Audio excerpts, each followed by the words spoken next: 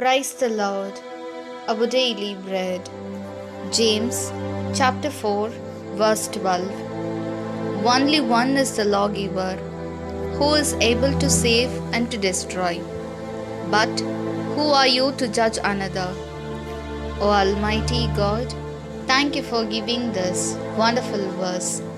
May your presence showers on us. O Lord, in this day, we easily judge others as criminals. It is because of money and possession.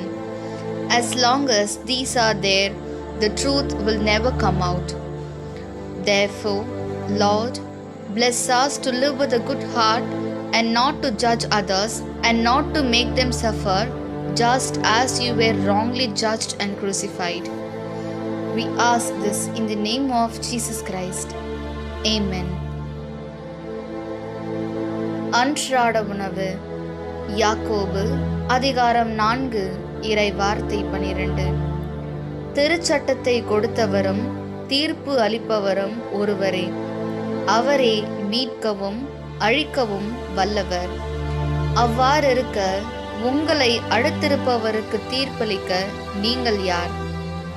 அன்பின் தகப்பனே, இன்றைய நாளிலே இந்த இறை மன்னாவை கொடுத்ததற்காக நன்றி ஆண்டவரே. இறைவா, இன்றைய காலகட்டத்தில் பிறரை எளிதாக குற்றவாளிகள் என தீர்ப்பிடுகின்றோம். அதற்கு காரணம் பணமும் பதவியும் தான். இவை இருக்கும் வரை உண்மை ஒருபோதும் வெளிவராது. எனவே இறைவா, உம்மை தவறாக தீர்ப்பிட்டு சிலுவையில் அறைந்தது போல நாங்கள் பிறரை தீர்ப்பிட்டு அவர்களை வேதனைக்கு உள்ளாக்காமல் நல் உள்ளம் கொண்டவர்களாக வாழ எங்களை ஆசிர்வதியும். ஆமென். அன்னன்னுள்ள போஜனம். யாக்கோபு 4 அத்தியாயம் 12 வாக்கியம். நியமதாதாவும் ന്യായാധിപനുമായി ഒരുവനേയുള്ളു.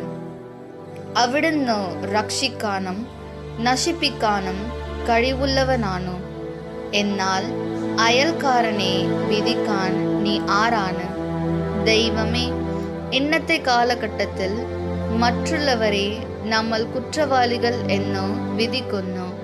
പണവും നല്ല സ്ഥാനമാനങ്ങളും ഉള്ളവർ മറ്റുള്ളവരെ നിസ്സാരമായി വിധിക്കുന്നു. ഒരു തെറ്റും ചെയ്യാത്ത അങ്ങേ വിധിച്ചതുപോലെ ഞങ്ങൾ ആരെയും വിധിക്കാതെ പാപം ചെയ്യാതെ നല്ലവരായി ജീവിക്കുവാൻ ഞങ്ങളെ അനുഗ്രഹിക്കണമേ. ആമേൻ.